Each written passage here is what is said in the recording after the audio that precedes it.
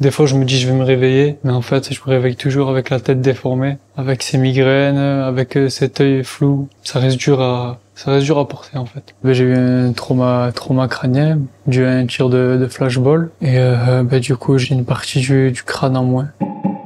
C'est arrivé dans la nuit du 1er au 2 juillet. C'était une soirée de fête parce que c'était la fête des terrasses. Avec un ami, on a croisé une équipe de la BAC. On leur a dit bonsoir et on a vu qu'ils avaient pas envie de discuter avec nous. Et ensuite, voilà, ça a commencé. En me retournant, je me suis reçu un impact dans la tête.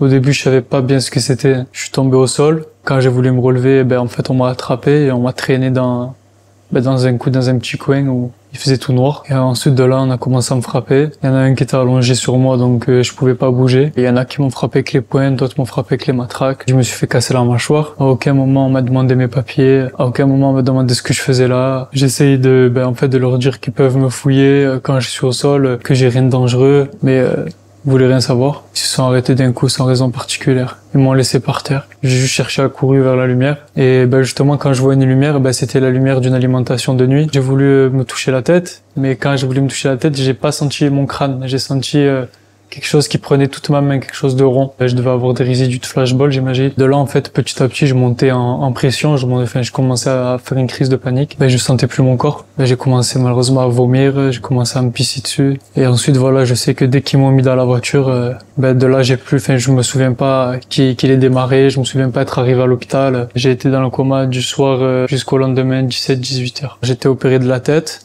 D'après eux, ils ont opéré un mort. Je suis resté 1 semaine en réa et ensuite je suis resté 2 semaines en neurochirurgie. Combien d'opérations t'as subi à ce jour? À ce jour, j'en ai subi 2, 3. Et il t'en reste combien? Si mon œil ça s'améliore pas, il y aura l'œil. Et en sachant qu'ils vont me remettre mon volet crânien, 2. Ils ont été obligés de m'enlever un bout de crâne pour que ça respire entre guillemets. Tant que ça dégonfle pas, malheureusement ils peuvent pas me remettre mon volet. Tu te regardes pas? Non. Je me suis regardé une fois à l'hôpital par curiosité en fait. Je voulais savoir. Mais c'était trop en fait. Parce que là aujourd'hui j'ai plus les agrafes. Et quand tu vois un grand trait métallique de 65 agrafes sur ta tête, que tu te vois gonfler, que tu vois que ton crâne il est plus rond, il est plus comme avant, c'est super dur à supporter. Tu sais si tu pourras retrouver ton visage? Je l'espère.